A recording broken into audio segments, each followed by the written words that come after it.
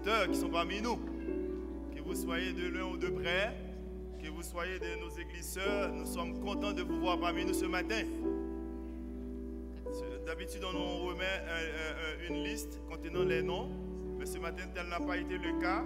Nous n'avons pas de liste, mais cependant, nous voyons qu'il y a des visiteurs parmi nous. Alors, on vous prie de vous mettre debout et nous allons vous saluer spécialement. D'une façon spéciale, on va vous saluer. S'il y a des visiteurs parmi nous, ne soyez pas gênés. Vous êtes dans la maison du Seigneur. Amen. Amen. Bienvenue, ma soeur, parmi nous. S'il y en a d'autres, restez debout un instant. Ah, nous avons une visiteur avec un petit bébé, voilà. Ah oui, ils sont deux, regarde. Ben oui, c'est un enfant, c'est une personne humaine à part entière. Alors, ma soeur, bienvenue parmi nous. Et à chaque fois que vous avez envie de venir adorer le Seigneur, n'hésitez pas, vous voyez. Il y a beaucoup de places d'ailleurs. Alors, nous allons demander à l'église d'acheter les mains en signe de bienvenue parmi nous. Que le Seigneur vous bénisse. Maintenant, vous savez, lorsque nous sommes à l'église aussi, eh bien, nous sommes là pour louer le Seigneur. Nous allons le faire à travers les chants. Nous allons le faire à travers les chants et nous allons vous laisser en compagnie du groupe de louanges. Mais la prochaine personne qui va intervenir, c'est Frère Alain. Est-ce que vous connaissez Frère Alain? Non, c'est un enfant de l'église. Je n'ai pas besoin de le présenter. Et nous savons que le Seigneur l'utilise toujours pour nous bénir. Et ce matin, il va faire de même. N'est-ce pas vrai, frères et sœurs? Alors, bonne adoration. Que le Seigneur vous bénisse.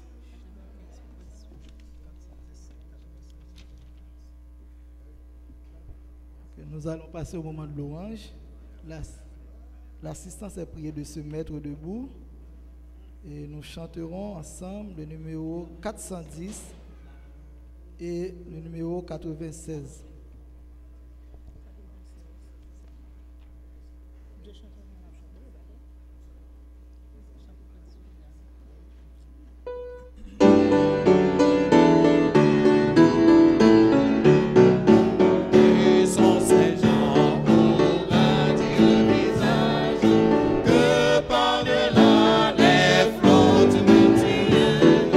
Je vois la main sur le rivage.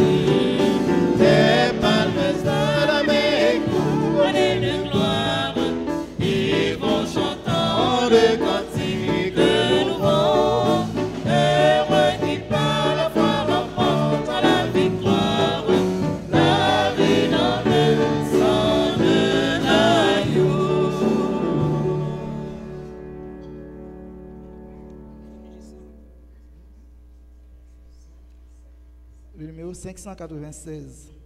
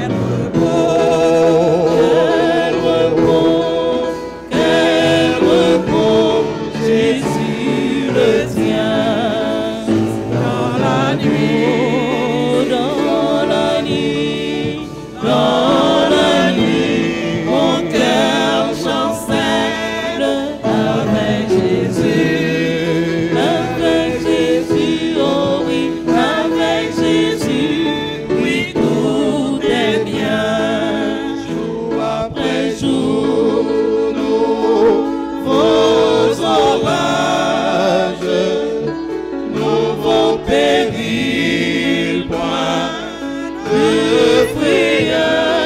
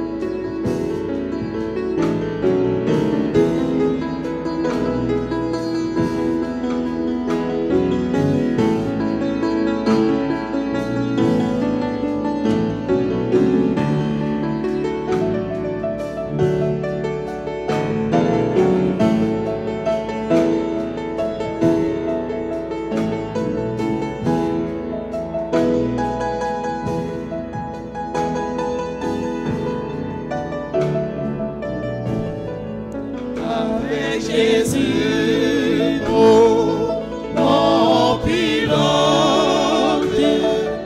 pour moi tout est paix et bonheur,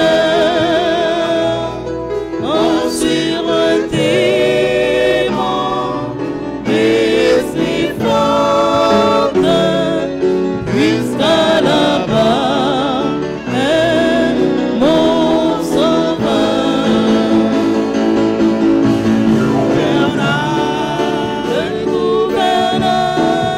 Le gouverneur de Manasseh, auquel repos,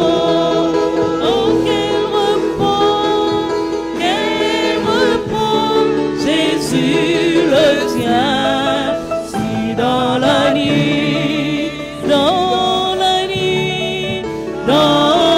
nuit, mon cœur chancelle avec Jésus,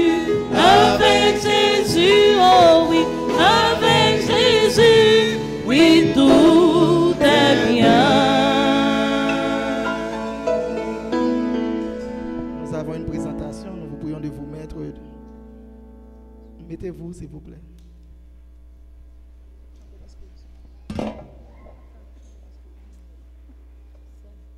Mes soeurs et mes frères, bon sabbat dans le Seigneur.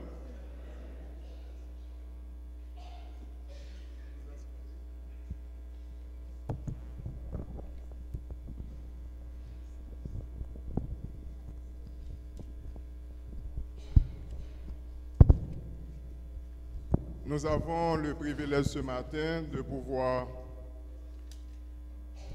présenter devant le Seigneur une nouvelle âme et devant l'Église un nouveau membre de l'Église. C'est pour cela que nous demandons à la famille Cyrilienne de se présenter avec leur nouveau-né et ainsi à tous parents et amis qui les accompagnent ce matin de venir aussi en avant pour cette présentation.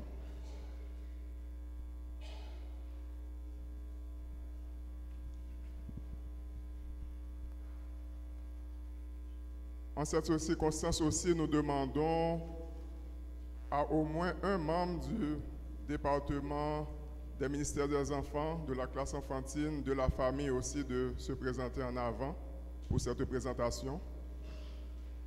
S'il y a au moins un membre dans l'assistance, classe enfantine, famille, ministère des enfants.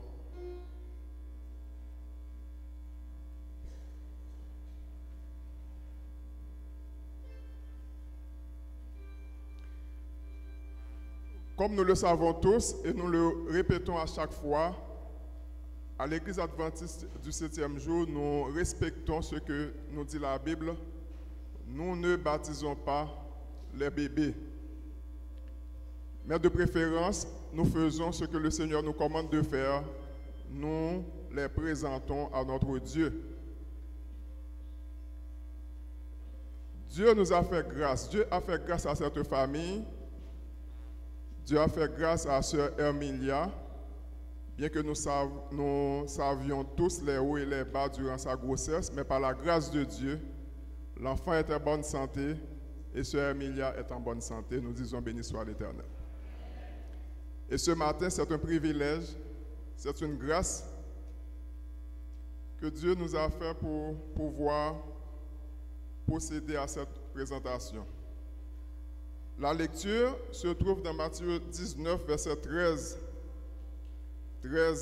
jusqu'au verset 15, verset et texte que nous connaissons tous. Alors, on lui amena des petits-enfants. On suppose que ce sont les parents qui ont amené leurs enfants, afin qu'ils leur imposaient les mains et priaient pour eux. Mais les disciples qui étaient avec Jésus les repoussèrent. Et Jésus, le doux maître, le maître aimant, qu'est-ce qu'il dit? Laissez les petits-enfants et ne les empêchez pas de venir à moi, car le royaume des cieux est pour ceux qui leur ressemblent. Il leur imposa les mains et il partit de là. Nous avons reçu cet ordre du Seigneur. Nous ne devons pas repousser les enfants. Quand ils viennent au Seigneur, nous devons les accepter, les bénir et leur montrer la voie qu'ils doivent suivre pour pouvoir rester dans la communion parfaite avec notre Dieu. Ce matin, nous avons ce privilège d'avoir frère Jean-Willy ainsi que sœur Emilia avec nous, leurs deux enfants. Mais la présentation de ce matin est pour Luc Emsley, Cyrilien, le nouveau-né, le nouveau membre d'église, le nouveau venu dans cette famille. Ils ont déjà de l'expérience, mais quand même, Dieu vous a confié de nouvelles responsabilités. Celle d'élever et de garder pour lui Luc Emsley. Ce n'est pas une tâche facile, comme vous le savez bien, avec le premier garçon que vous avez, mais nous savons que rien n'est impossible à Dieu. Par sa grâce, il vous donnera la capacité, non seulement intellectuelle et matérielle, spirituelle qu'il faut pour pouvoir bien les élever, mais aussi il vous supportera dans les bons comme dans les mauvais jours. Alors la responsabilité est incombée à sœur Emilia ainsi qu'à frère Jean-Willy. Dieu, dans son amour, donne. Dans son amour aussi, il donne la capacité de pouvoir élever à la perfection devant lui tout ce qu'il nous a confié.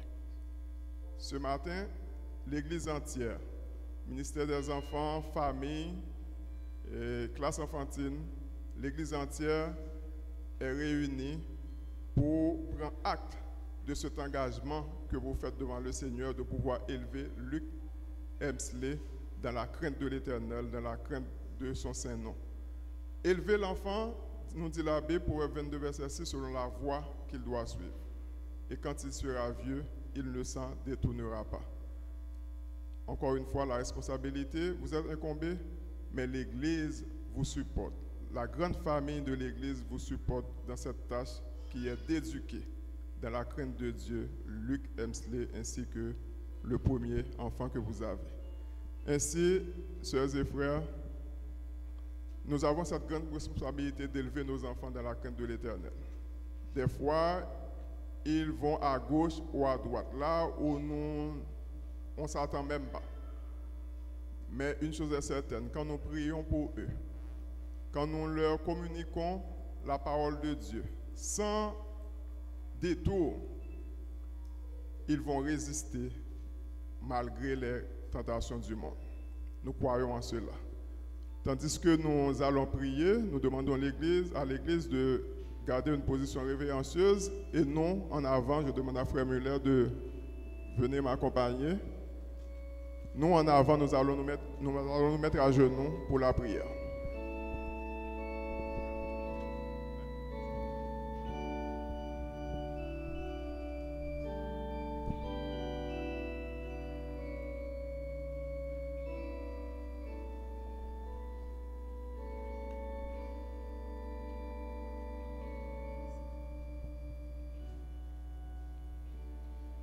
Notre Seigneur et notre Dieu, nos âmes te bénissent et te louent pour ta grâce et ta faveur envers tes enfants manifestés au cours de notre existence et jusqu'à cette présente minute. Seigneur, c'est un moment solennel. Jean-Willy ainsi que sa femme sont venus par devant l'autel présenter son garçon, Luc. Je te demande, Seigneur Emsley, je te demande de bénir ce petit être, Seigneur, qui vient de naître, de le consacrer dès maintenant, Seigneur, afin quand il devient grand, il sera un pilier dans ton œuvre ici-bas, et ainsi, avec les rachetés de tous les temps, il sera au ciel pour jouir les béatitudes sans fin. Père éternel, ce n'est pas facile pour des parents d'élever des enfants. Il y a des courants qui sont contraires à ce que nous enseigne la parole de Dieu, mais nous savons que si ces parents sont des modèles, s'il pratique la parole de Dieu, s'il éduque ce petit être, eh bien, il va lui donner de bons plis, il va lui donner de bonnes formations. Et ainsi, cet enfant sera à même de faire face aux pressions que la société met sur lui. Et nous pensons à Moïse, malgré la jouissance en Égypte, il avait compris qu'il était un Hébreu.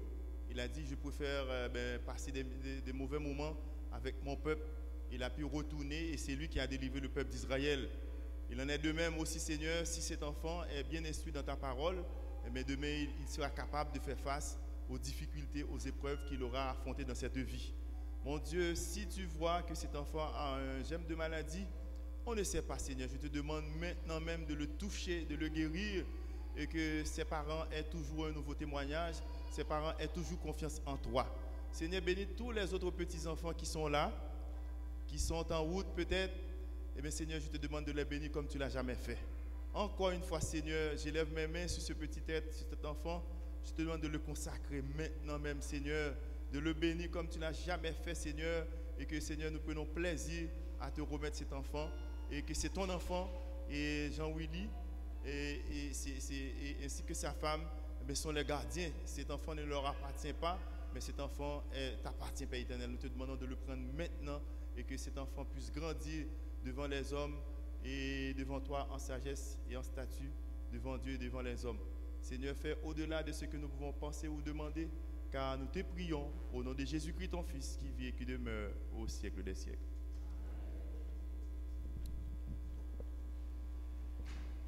Nous avons le privilège de vous présenter frère Luc Emsley, nouveau membre de la classe enfantine, nouveau membre du ministère des enfants, de l'école du sabbat, nouveau membre d'église. Donc, il compte sur notre support, la famille compte sur votre support pour l'éducation. L'éducation qui est au-dessus de toute éducation, l'éducation spirituelle de Luc Emsley. Que le Seigneur les bénisse.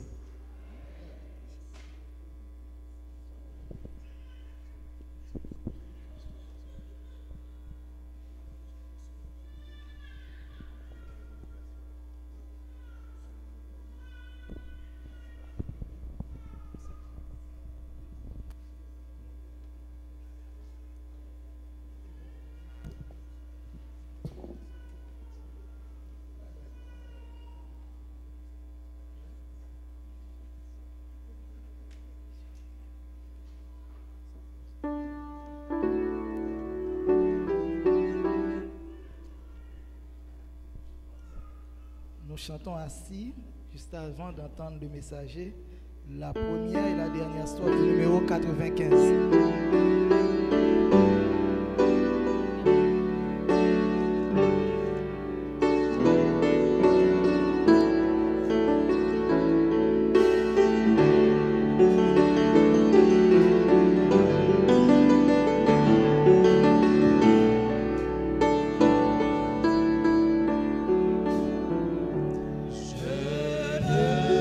Satan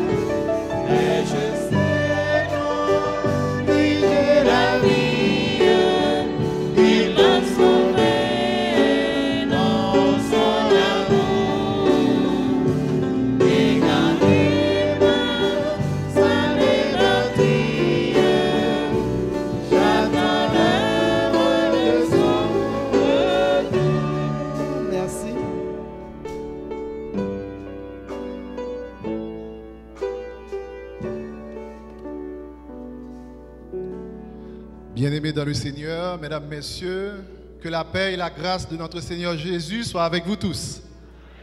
Je suis vraiment content pour ce privilège qui m'est accordé d'être le porte-parole du Seigneur ce matin.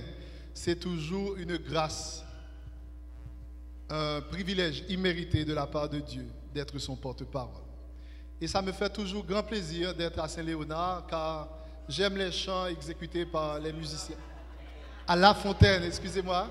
Ça me fait plaisir toujours d'être à La Fontaine car j'aime les chants exécutés pour la montée en chair, les chants pour le moment de prière. C'est toujours très, très édifiant.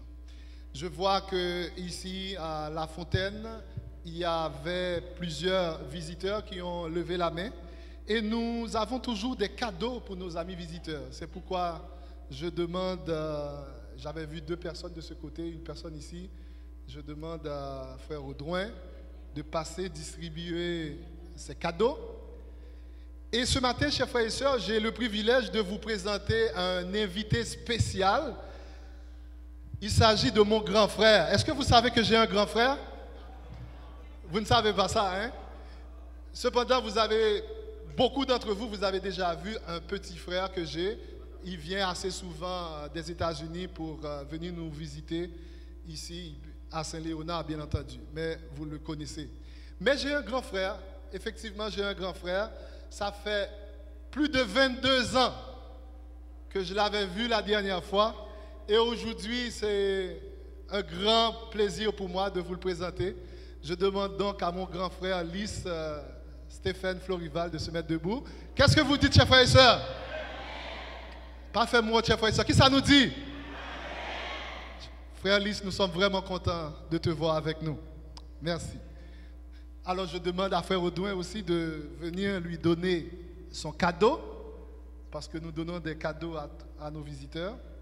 Même s'il a un doctorat en éthique religieuse, donc ce sont des livres très, très édifiants de la sœur Ellen G. White. J'en suis sûr que vous allez faire bon usage et que Dieu va vous bénir à travers ces livres. Chers frères et sœurs, je sais que les jeunes ne sont pas avec nous, ils sont à Saint-Léonard, mais je dois vous rassurer que Dieu ne vous a pas oublié. Le fait que vous êtes restés, Dieu vous envoie toujours de la bonne nourriture. Et je peux vous garantir, par la grâce de Dieu, vous allez être bénis. Car avant même que moi-même je vous présente ce message, j'ai déjà été béni par le Seigneur pour ce message qu'il m'a donné. Qu'est-ce que vous dites? À travers notre texte de méditation, le chant que nous venons de chanter, vous avez rapidement deviné que ce matin nous allons conjuguer un verbe. C'est quel verbe? C'est quel verbe? C'est le verbe aimer. Le texte que notre bien-aimée sœur vient de lire pour nous est d'une grande importance. Même si vous parlez la langue de Shakespeare ou vous parlez la langue de Voltaire, si vous n'avez pas l'amour, vous pouvez même brûler votre corps, donner toute la nourriture que vous possédez, mais si vous n'avez pas l'amour, vous n'êtes. C'est pourquoi en ce matin, le titre du message, c'est, vous pouvez lire avec moi, Seigneur, apprends-moi à aimer. Vous savez pourquoi je n'ai pas dit mamie, papi, apprends-moi à aimer? C'est parce que avant même que votre mère ou votre père vous aime, mais Dieu vous aime. Et il peut arriver que votre mère ou votre mère ne vous aime plus, mais Dieu vous aimera toujours. Donc, en d'autres termes, celui qui doit vous apprendre à aimer n'est nul autre que votre Seigneur, votre Dieu. Et ça, c'est général. Mais il est encore d'une extrême importance pour tout chrétien, et je veux ajouter pour tout chrétien adventiste, d'aimer et de savoir aimer dans le vrai sens du terme. Vous êtes d'accord avec ça?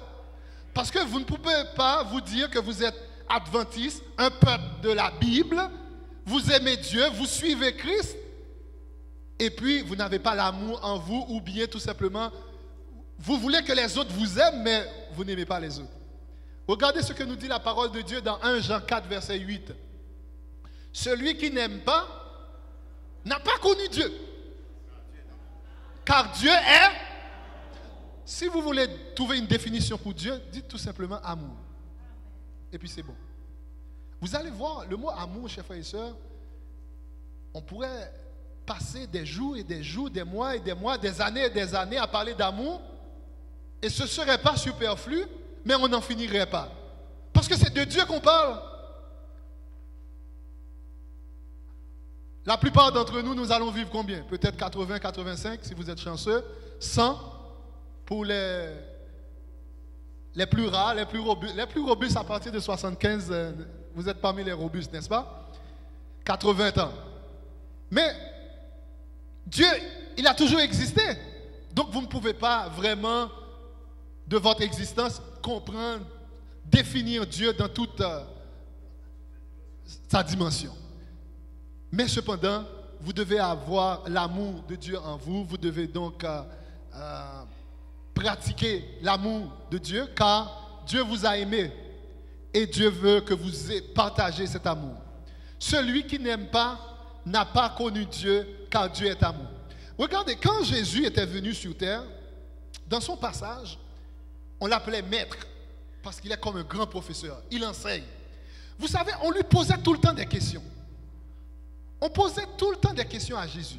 Maître, dis-moi telle chose, ou bien donne-moi. Mais jamais, presque pas, pour ne pas dire jamais, on lui pose des questions sur l'amour. Cependant, on vient de dire que c'est quelque chose de fondamental. Mais que fait Jésus? À chaque fois que Jésus répond à ces questions-là, ses réponses sont toujours empreintes d'amour. Même quand Jésus guérit quelqu'un, il intervient, mais il y a toujours l'amour. L'amour est toujours à la base des actions de Jésus. Je vais vous donner un exemple. Quelqu'un, dans Matthieu 22, verset 36, s'approche de Jésus. Il lui dit, Maître, c'est quoi la question qu'il lui a posée? Maître, quel est le plus grand commandement de la loi? Regardez, à première vue, on dirait que c'est quelqu'un qui est intelligent. Il veut savoir c'est quoi le plus important. Donc, il ne veut pas passer à côté de ce qui est le plus important. Mais j'aperçois dans cette question, c'est comme un pharisien. Il n'est pas trop sincère. C'est comme un professeur. Imaginez, vous êtes professeur, pas vrai? Et puis, vous allez faire une révision avec vos élèves. Il y aura des examens. Et puis, un élève vous dit, professeur, quel chapitre le plus important? Mais dès qu'il vous pose cette question, qu'est-ce que vous allez dire? Donc, il ne veut pas passer beaucoup de temps à étudier. Il veut seulement étudier le chapitre le plus important. Et puis ensuite, bon, il va faire 5 sur 10 et puis il réussit, et puis c'est parfait. Donc, c'est comme ça que je perçois cette question. Donc, quel est le plus grand commandement? Donc, il va faire de son mieux pour observer ce commandement-là. Et puis, tant pis pour les autres.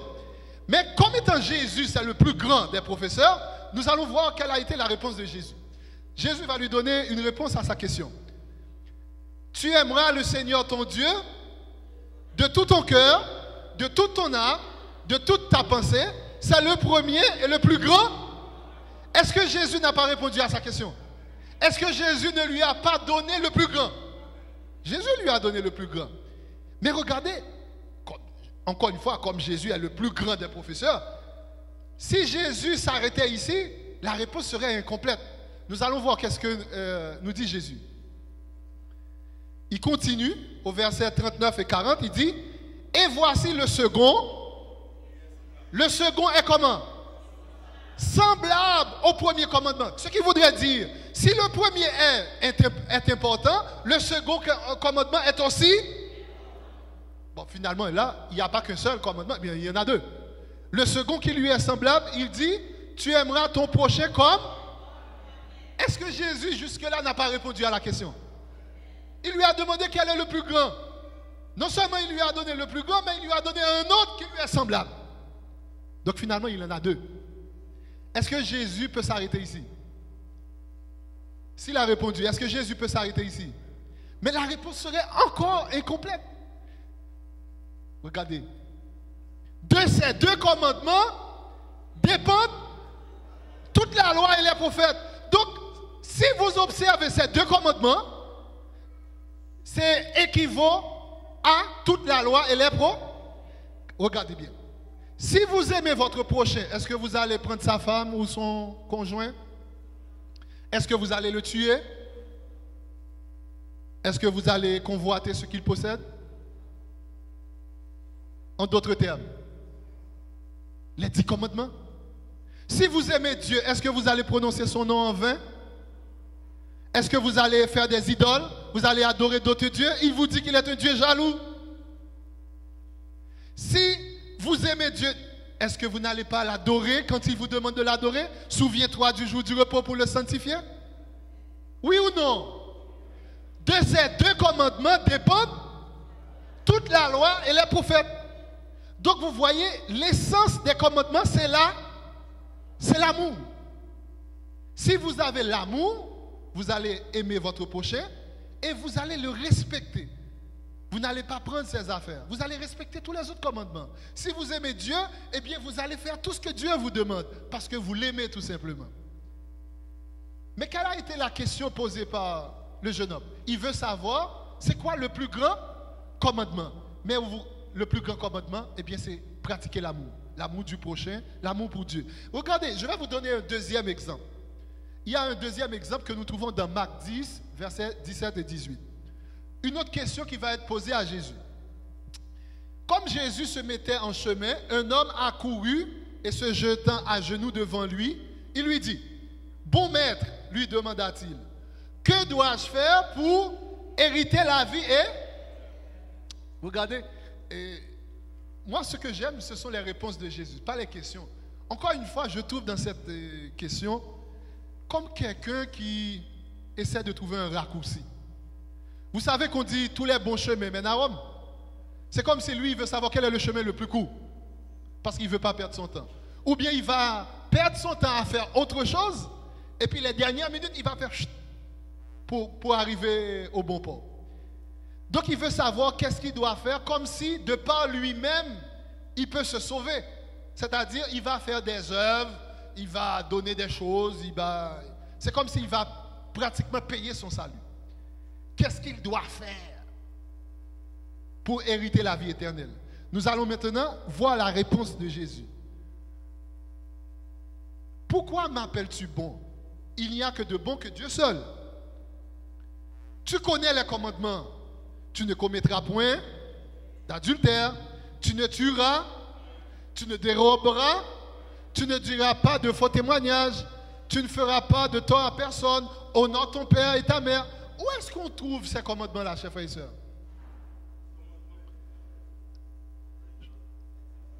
Où est-ce qu'on trouve ces lois-là? Dans les 10 commandements. Jésus est en train de citer les 10 commandements. Il lui dit, écoutez, tu connais ces choses-là. Tu ne commettras point d'adultère, tu ne tueras point.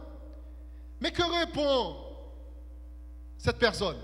Il lui dit, maître, j'ai observé toutes ces choses dès ma jeunesse.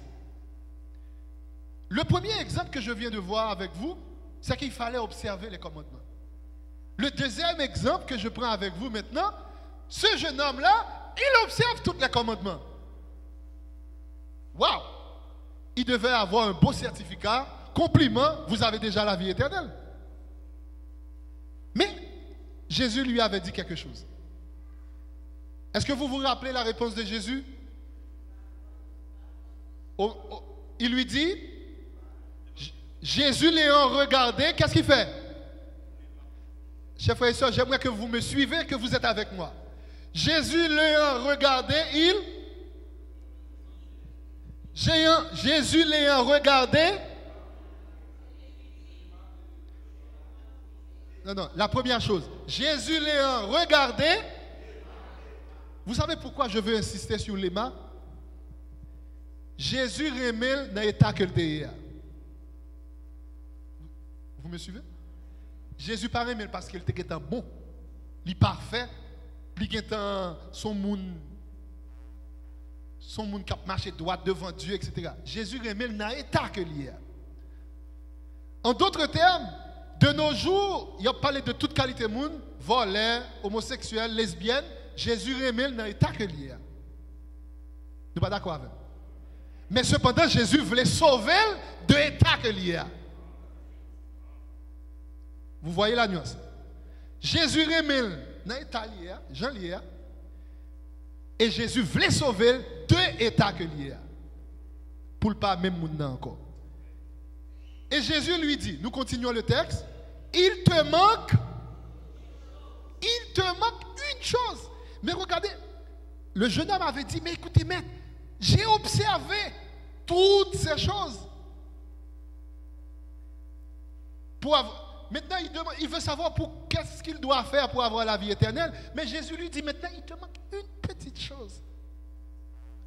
Des fois, chers frères et sœurs, ce que Jésus nous demande ne demande pas beaucoup de choses. Non? Ce que Jésus nous demande, c'est une petite chose. Mais c'est l'essentiel. Ce qu'il nous demande de faire. Il te manque une chose. Va. Qu'est-ce qu'il lui dit? Va. Vends tout ce que tu as. Donne-le et tu auras un trésor dans le ciel. Puis, viens et suis-moi. Ce que j'aime avec Jésus, à chaque fois que vous vous approchez de Jésus, Jésus connaît ton problème. Il connaît la maladie que vous avez. Il sait c'est quoi le bobo. Il connaît le problème de cet homme, son problème spirituel. Donc Jésus lui demande de faire quelque chose. Comme étant un grand médecin, Jésus lui donne une prescription. Il lui dit, va, vends tout ce que tu as, donne-le aux pauvres. Mais regardez, quand Jésus nous demande de faire quelque chose, il fait provision pour ça. Il ne nous demande pas de faire quelque chose que nous ne pouvons pas faire. Parce que Jésus, c'est lui le rémunérateur de toutes choses. Il dit à cet homme, tu auras un trésor dans le ciel. S'il vend tout ce qu'il possède et il le donne aux pauvres, il aura un trésor dans le ciel. Est-ce que vous vous souvenez, c'était quoi sa question? Qu'est-ce qu'il doit faire pour avoir la vie éternelle? En d'autres termes, s'il vend et partage ce qu'il a aux pauvres, il est garanti pour le ciel, parce qu'il aura un trésor dans le ciel. Mais quelle a été la réaction de ce jeune homme? Il est affligé de cette parole. Cet homme s'en alla tout triste, car il avait de grands. Son problème spirituel, chers frères et sœurs, c'est que les biens matériels que cet homme possédait, c'était son Dieu. Jésus qui était en face de lui a peu d'importance que ses biens matériels. Si Jésus, Fils de Dieu, il est Dieu lui-même, il te dit qu'il te donnera un trésor dans le ciel. Si son petit caille ou qu'a perdu, si son machine il a crasé, qui bien matériel pour gagner, bien important. D'ailleurs, est-ce que l'homme ou prend avec eux? Pas gagner ou porter. Sous un bout de machine, neige a fin pourrir.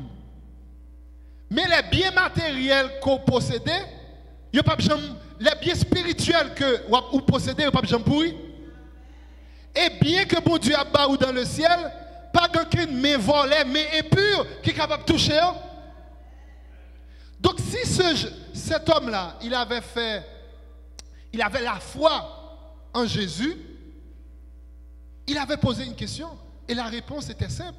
Va, vends tout ce que tu as et viens, suis-moi. Tu auras un trésor dans le ciel. Regardez, chers frères et sœurs, je vais vous raconter mon expérience. Moi, je m'attache à la parole de Dieu.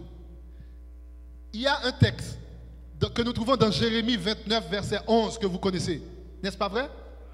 Je connais les projets que j'ai formés sur vous. Projets de paix et non de... afin de vous donner un avenir et de l'espérance.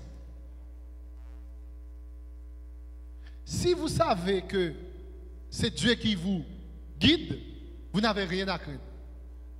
Si le Dieu que vous servez était avec vous en Haïti, eh bien, vous n'avez pas peur de venir au Canada, il sera encore avec vous.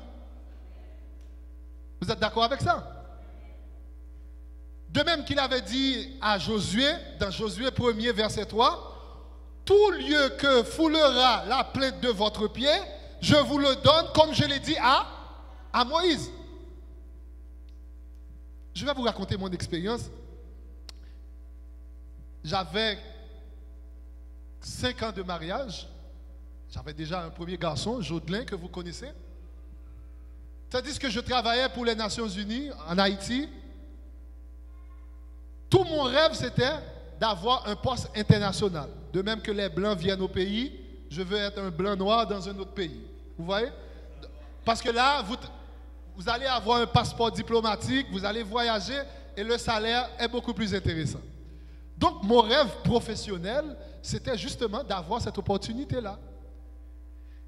Et effectivement, au bout de quelques années, environ après 5 ans de mariage, j'ai cette opportunité d'aller en Afrique. Bon, voilà, on va faire beaucoup plus d'argent. Mon épouse et moi, on s'est concertés. Elle n'a pas de problème. Mais j'ai un fils. Il a 4 ans. Il adore les voitures rouges. Il aime aussi son père. Je suis parti pour Afrique. Mais avant de partir, je lui ai dit, je vais voyager. Quand je reviens, je t'apporte une grosse voiture rouge. Pas de problème, papy. Donc, tu peux partir. Vous voyez? Donc là, je peux partir parce que je vais chercher une voiture. Au bout d'1 mois, on se parle. Je lui dis, je n'ai pas encore trouvé la voiture. Je cherche la voiture. Donc quand je trouve la voiture, je vais revenir. Au bout de 3 mois, quand je lui parle, je lui dis, je n'ai pas encore trouvé la voiture. Vous savez ce qu'il m'a dit? Papy, j'ai plus besoin de la voiture, je veux que tu reviennes. Un enfant de 4 ans, quand il te dit ça, automatiquement, il me manque une chose. L'amour de mon fils me manque. Vous pouvez avoir assez d'argent pour lui combler de tous les jouets possibles, mais maintenant, il n'a plus besoin de ces jouets-là, il a besoin de toi. Il te manque une chose. Chers frères et sœurs, automatiquement, je ne voulais plus rester. Je voulais rentrer au pays. Voiture, rouge ou pas, maintenant c'est moi. Je ne peux pas trouver d'autres excuses. Vous savez, tantôt, je vous ai présenté mon frère. Depuis que je suis petit, je sais que j'ai un grand frère, mais il a toujours été à l'étranger. Je l'ai vu que 2 fois de ma vie. Quand la mort de mon père, il est venu à l'enterrement. Ensuite, 1 année après, je l'ai vu. Et ça fait 22 ans. On avait perdu contact. Mais en décembre dernier, tandis que j'envoyais des cartes de bonne année à mes parents qui sont aux États-Unis, mes frères qui sont aux États-Unis. Et puis mon épouse me dit, mais et ton grand frère? Parce que je lui parlais que j'ai un grand frère. Et là, j'ai senti aussi, il me manque une chose. Malgré que j'ai 2 autres petits frères, et je parlais à mon épouse tout le temps de grand frère. Mais ton grand frère, tu n'envoies pas de carte? Là, j'ai fait les démarches pour trouver son numéro de téléphone, pour trouver contact. Une fois qu'on a repris contact, vous savez quoi? Toutes les semaines, on s'écrit. Depuis, on va dire, aux alentours de janvier, qu'on reprend contact, il ne voulait plus laisser trop de temps pour qu'on puisse se voir. Tandis qu'il était à Chicago, pendant 16 ans, il n'a jamais laissé Chicago, mais aujourd'hui, il est avec nous. Parce qu'on a senti réciproquement qu'il nous manquait quelque chose. On veut faire le rapprochement. L'amour est plus grand que tout. Jésus nous donne des recommandations. Voici les recommandations de Jésus. Dans Jean 13, verset 34-35. Je vous donne un commandement nouveau. Aimez-vous les uns les autres comme je vous ai aimé. Vous aussi, aimez-vous les uns les autres. À ceci, tous connaîtront que vous êtes mes disciples, si vous avez l'amour les uns pour les autres. J'ai pris des exemples de frères, de pères et fils. Mais Jésus nous demande d'aimer même nos ennemis. Vous voyez comment c'est fort? Nous ne devons pas avoir d'ennemis. Si vous le considérez comme ennemi, aimez-le quand même. L'amour n'a pas de barrière. Il ne faut pas aimer quelqu'un parce que c'est mon frère, parce que c'est mon fils, parce que c'est X, parce que c'est Y. Oh, il a beaucoup d'argent, je l'aime. Il a une grosse maison, je l'aime. Elle est belle, elle est sexy, je l'aime. Non, peu importe la façon que la personne est, c'est un enfant de Dieu, vous devez l'aimer. Ce n'est pas seulement Jésus qui nous donne ces genres de recommandations. Nous voyons un autre texte dans 1 Jean 3, verset 17-18. Alors, il continue pour donner d'exemples. Si quelqu'un possède les biens du monde, voyant son frère dans le besoin, il lui ferme ses entrailles. Est-ce qu'il a l'amour de Dieu en lui? Alors on nous dit, petits enfants, n'aimons pas en parole et avec la langue, mais on est en train de toucher le thème qu'on est en train de développer. Seigneur, apprends-moi à aimer. On nous dit ici, il ne faut pas aimer en parole, mais en action. Quelles sont les actions que nous devons voir, que nous devons faire justement? Nous allons voir ça. Par là, nous connaîtrons que nous sommes de la vérité et nous rassurerons nos cœurs devant lui. Un autre exemple, regardez, Jacques nous donne un exemple.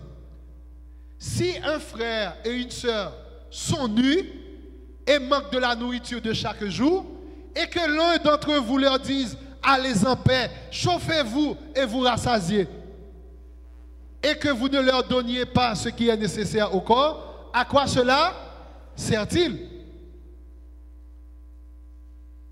Si vous accomplissez la loi royale selon l'Écriture, tu aimeras ton prochain comme toi-même et vous faites. Vous voyez, pourquoi j'ai mis la loi royale ici? C'est quoi la loi royale d'après vous? C'est la loi? Tu aimeras ton prochain comme toi-même. C'est où on trouve ce commandement-là? C'est dans les 10 commandements. Vous vous souvenez, de ces 2 commandements dépendent toute la loi et les prophètes. Alors il est dit, si vous accomplissez la loi royale, tu aimeras ton prochain comme toi-même et vous faites bien. Le jeune homme riche, il observait les commandements, mais il n'avait pas l'amour. Donc il était comme un tombeau blanchi. Il a observé les commandements pour le faire, ouais. Ou bien il vient à l'église les samedis, puis ils sont adventistes, il vient et tout. Mais il n'est pas là, vrai. L'esprit n'est pas là, vrai. Il n'est pas adoré, vrai. Ou pas observer les commandements pour faire mon ouais, qu'on va observer les commandements.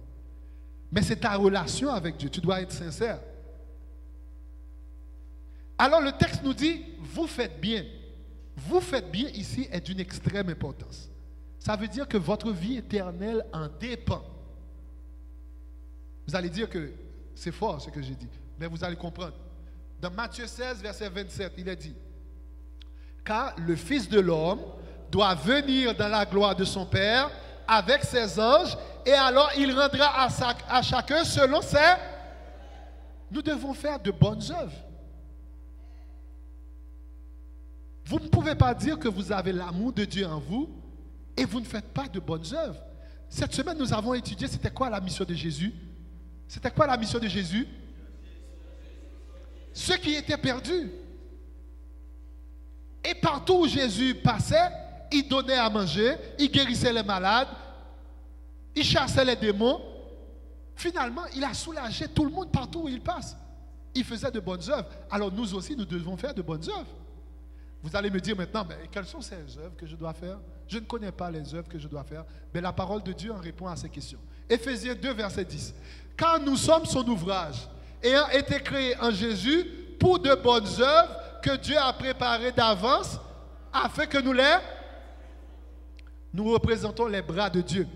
Alors, voici les œuvres que nous devons faire. Nous allons lire ça rapidement.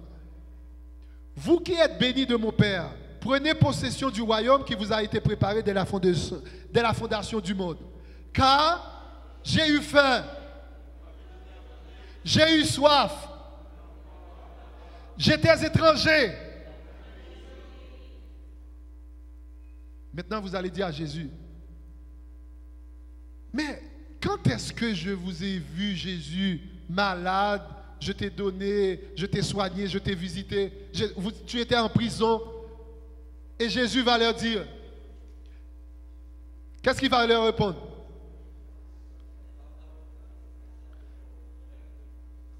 Répondez à la question, le texte est écrit ici. À l'un de ces plus petits de mes frères, c'est à moi que vous les avez faites. Des fois, chers frères et sœurs, vous voyez quelqu'un dans la rue qui vous demande, vous ne connaissez pas la personne. Vous ne savez pas s'il est sincère, s'il n'est pas sincère. Mais vous, si vous avez les moyens, vous devez venir en aide à la personne tout simplement. Vous n'avez pas besoin de savoir qui il est, de quelle profession religieuse il est. Vous voulez tout simplement aider la personne, vous aider. Vous avez les moyens d'aider, vous aider. Vous conduisez votre voiture, vous voyez quelqu'un en difficulté au bord de la route, vous n'avez pas besoin de savoir est-ce que c'est un chrétien, vous lui proposez si vous pouvez l'aider. Vous devez être un bon samaritain. Je ne dis pas vous devez être imprudent, mais quand il s'agit d'aider, de pratiquer l'amour, il n'y a pas de condition. 1 Jean 3, verset 18, il nous dit, petits enfants, n'aimons pas en parole avec la langue, mais en acte. Comment nous devons aimer, chers frères et sœurs? En action. Nous n'avons pas besoin de marcher et dire, oh moi je suis quelqu'un qui est très aimant, j'aime tout le monde. Vous n'avez pas besoin de faire de publicité que vous avez de l'amour.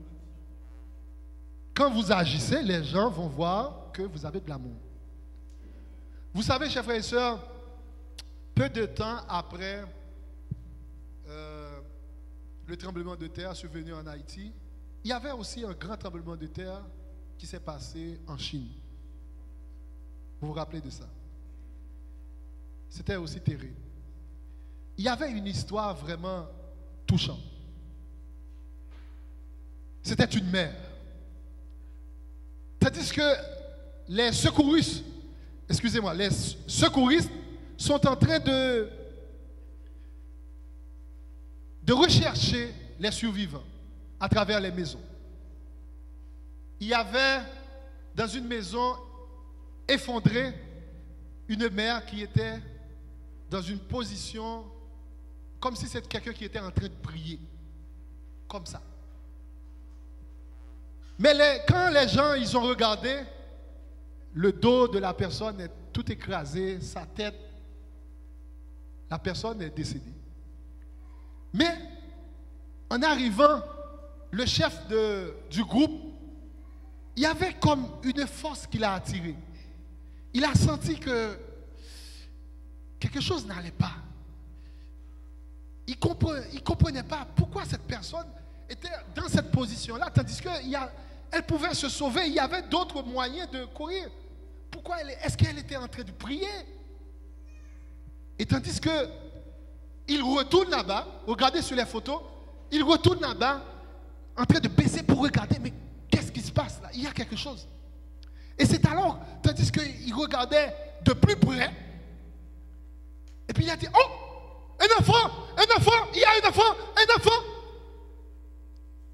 Et puis, il s'approche de la dame.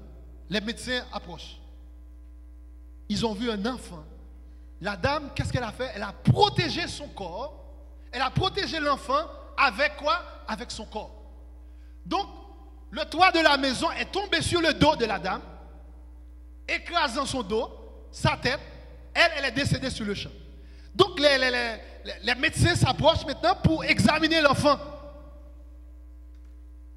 Guess what? Examiner l'enfant, chers frères et sœurs, l'enfant dormait.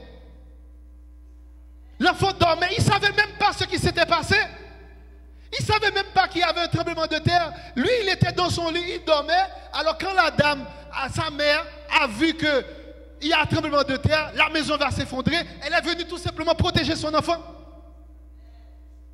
Elle a donné sa vie pour que son enfant puisse avoir la vie.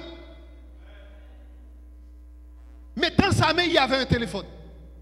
Et puis quand ils ont regardé le téléphone, ils ont vu qu'il y avait un message. Et dans le téléphone, le message que la dame a laissé, le message dit, si tu peux lire ce texte, ce message, rappelle-toi que je t'aime.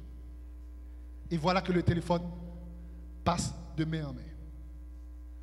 Le téléphone passe de main en main et les gens commençaient à pleurer. Chers frères et sœurs, en pile fois, Jésus sauve nous. Nous pas même contre ça. En pile fois, nous sommes pour nous sortir, nous contrarier. Nous pas aller côté pour nous aller. Jésus sauve nous, nous pas contre ça.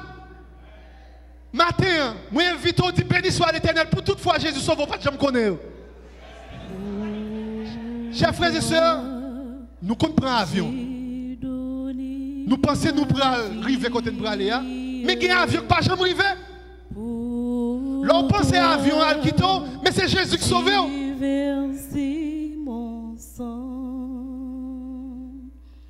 Toutes les fois qu'on ne connaît Jésus, il sauve. Il y a plus que les fois qu'on voit visiblement qu'il sauve. Car la parole de Dieu nous dit, le diable rôde autour de vous comme un lion rugissant, cherchant qui il dévorera. Si vous ne pas mourir déjà, c'est parce que Jésus sauve. Moi, je voulais que vous ayez cette attitude, ça. C'est grâce, mon Dieu, qu'il faut en vivre à terre. Ce n'est pas conduire qu'on conduit, mais pour Dieu protéger. Qu'est-ce que Jésus fait? Jésus, il sortit dans le trône pour même, il baille la vie. Pour même, il vient mourir sous quoi? Pour que ça? Pour même avant, pour nous capable de la vie. Il parle la vie. Mais matin, ça Jésus dit au matin, toi, qu'as-tu fait pour moi? Moi accepté, Jésus a accepté que vous crachez dans la figure, que vous mettez un couronne piquant dans la tête. Alors qu'il est le roi des rois. Il quitte papa dans le ciel là. Il t'a recevoir adoration. Il vient prendre toute humiliation ça, pour que aujourd'hui, vous capable bien porter, vous capable de marcher. Mais maintenant, et toi, qu'as-tu fait pour Jésus? Moi, invitez nous chanter parole chanson. Les alléluia joyeux. Alléluia joyeux. Moi, le grand et puissant roi, Pour isoler sur la terre, sur la terre. Jésus est le puissant roi. Et pour toi, pour moi, pour nos péchés, il a quitté son Père. Mais toi, qu'as-tu laissé pour moi? Chers frères et sœurs,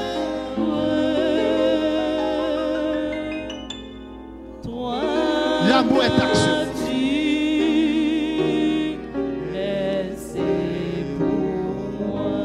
Mais qui ça Jésus fait? Qui fait que je dis là? Des fois, il y a des gens qui pensent au pas camarade ou l'autre. Tellement important. Mais c'est Jésus qui fait grâce, qui fait là. Ou tu es supposé mourir déjà. Gros péché qu'on est. Mais bon Dieu m'en je dis à pour réfléchir à l'amour ça quelqu'un. Et il voulait qu'on ait même l'amour ça tout. Envers lui-même et envers les autres. Jésus n'a pas demandé pour mourir pour lui. Jésus n'a pas demandé pour faire gros sacrifice pour lui. Mais il te demande de faire une petite chose. Gagne la foi, suive-lui, viens et suis-moi. Et puis la bon trésor dans le ciel là.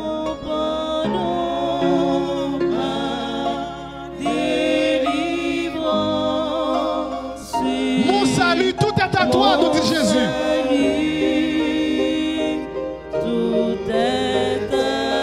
Pour toi, pour moi, il a pris la souffrance.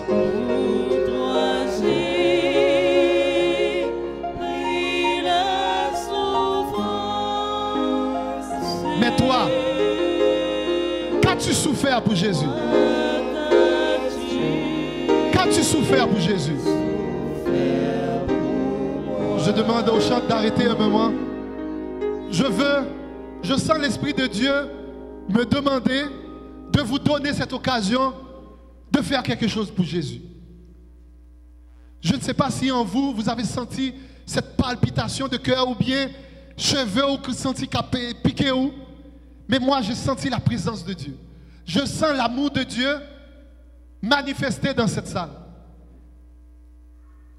Jésus a laissé son trône pour venir te sauver, pour venir me sauver. Il a souffert pour que tu aies la vie. Et là, Jésus te pose une question. Et toi, qu'as-tu souffert pour moi? Qu'est-ce qu'il y a de plus difficile? Est-ce que Jésus n'a pas fait ce qui est le plus difficile? Tandis que nous allons chanter le 4e couplet, je demande à tous ceux et celles qui sentent le besoin de se reconsacrer à Jésus afin que Jésus fasse de meilleurs chrétiens pour qu'ils puissent savoir aimer comme Jésus nous demande d'aimer, de se mettre debout. Nous allons chanter le 3e couplet. Si vous sentez la nécessité, si vous pensez que vous savez déjà aimer, restez assis. Mais si vous voulez que Jésus vous apprenne à aimer comme lui, il demande d'aimer, mettez-vous debout. Et tandis que nous allons prier très bientôt, s'il y a quelqu'un qui veut qu'on fasse une prière spéciale pour lui ou pour elle, nous demandons à ces gens-là de s'avancer. Car nous allons faire une prière spéciale pour ceux et celles qui veulent une prière. Et s'il y a quelqu'un qui n'a pas encore reçu le baptême mais qui veut qu'on étudie davantage avec lui ou avec elle, cette personne-là peut avancer aussi.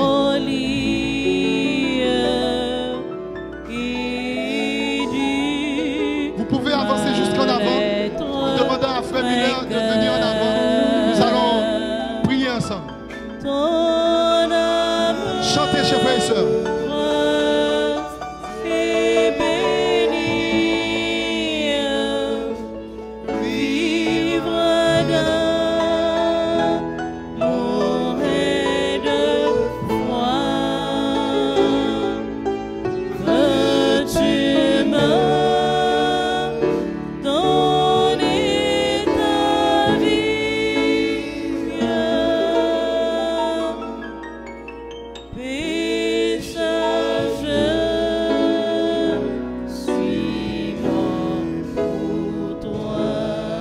Chers frères et sœurs, Dieu ne fait exception de personne. Je sais que beaucoup de membres d'église veulent se reconsacrer à Dieu. Mais même s'il n'y avait qu'une seule personne qui avait péché, Jésus aurait accepté de venir mourir pour cette personne. Je sais qu'il y a très peu de visiteurs dans la salle. Mais le très peu qu'on a, Jésus demande, est-ce qu'il y a une personne, une fille, une dame, un jeune homme, une madame qui aimerait tout simplement qu'on prie avec elle? Aujourd'hui, si vous entendez sa voix, n'endurcissez pas votre cœur. De même que Jésus a laissé tout son trône, on ne vous demande pas de faire un grand sacrifice, juste de faire le pas de la foi. Si vous voulez que quelqu'un vienne vous chercher, juste levez la main. Est-ce qu'il y a une personne comme ça dans la salle? Je lance l'appel. Mets dans ton cœur. Consacre-toi à Dieu. Car la parole de Dieu nous dit, Dieu a tant aimé le monde qu'il a donné son Fils unique afin que quiconque croit en lui ne périsse point, mais qu'il ait la vie éternelle. Dieu aimerait que tout le monde qui l'a maté ait la vie éternelle en Jésus-Christ. Mais c'est quiconque croit. Si tu crois, nous te demandons de prier dans ton cœur. Et si tu sens le besoin, fais le déplacement, nous allons prier ensemble. L'amour de Dieu consiste non point en ce que nous avons aimé Dieu, mais en ce qu'il nous a aimés et envoyé son Fils comme victime expiatoire pour nos péchés. Nous avons tous péché. Alors, Jésus est venu mourir pour nous. Et dans Jacques 1er, verset 22, il est dit, mettez en pratique la parole et ne vous bornez pas à l'écouter en vous trompant vous-même par de faux raisonnements. Si vous m'aimez, nous dit Jésus, si vous m'aimez, nous dit Jésus, gardez mes commandements. Mettons-nous à genoux et prions ensemble.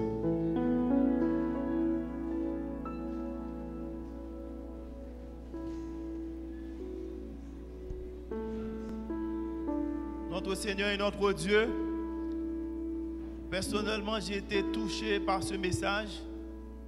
Et ce matin, je me suis dit, j'ai besoin de quelqu'un pour intercéder en ma faveur. Car après avoir lu et entendu cette parole, je vois que Seigneur, je ne suis pas un homme patient. Je n'ai aucun amour, aucune charité en moi. Et pourtant ce matin, c'est moi, Seigneur, qui dois intercéder pour ton peuple. Mes frères et mes soeurs, Seigneur, sont avancés parce qu'ils ressentent en eux qu'il leur manque quelque chose.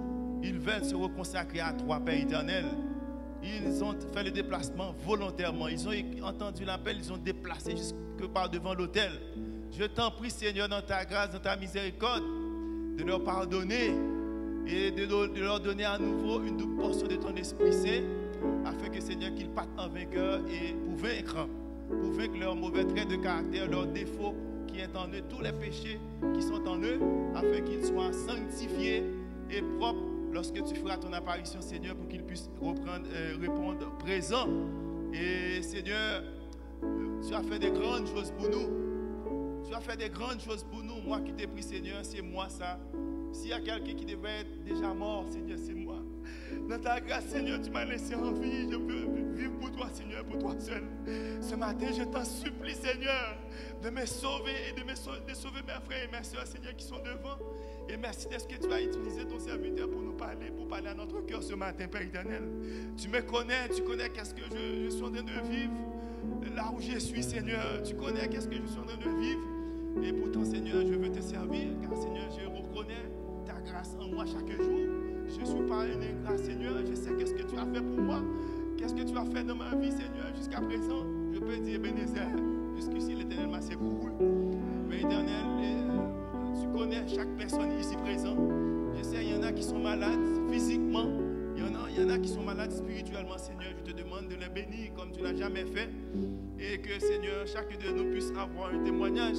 Car aujourd'hui, nous le voyons d'eux, mais Seigneur, nous ne savons absolument pas. Nous ne savons pas si nous vivons encore, Seigneur. Nous voulons que tu nous pardonnes, que tu nous fasses grâce à chacun de nous. Et que chaque personne ici présente, Seigneur, puisse avoir l'assurance que leur nom est inscrit dans le livre de vie. Est-ce que si demain matin nous devons partir, et si demain matin c'est soi-même Jésus qui revient, que nous tous, Seigneur, nous serons prêts pour prendre notre envolée et aller vivre les ascensions de l'éternité. N'oublie pas ton enfant qui nous a parlé ce matin, par qui tu as utilisé pour nous parler, Seigneur. Je te demande de le qualifier, de le remplir de ton Esprit Saint, lui et tous les membres de sa famille, Seigneur, qu'il puisse être toujours un témoin vivant pour toi, partout où il passe, et que par son ministère, eh bien, beaucoup d'âmes puissent entrer au bec avant qu'il soit trop tard. Nous avons des amis aussi, Seigneur. Nous te demandons de parler à leur cœur, de leur faire grâce également, pour qu'ils puissent voir que la fin de toutes choses est arrivée. Et c'est le moment de décider pour Jésus-Christ. Demain, il sera trop tard. Père éternel, fais-nous donc la grâce. Nous n'avons rien de bon en nous, mais nous te prions au nom de Jésus-Christ, ton Fils, qui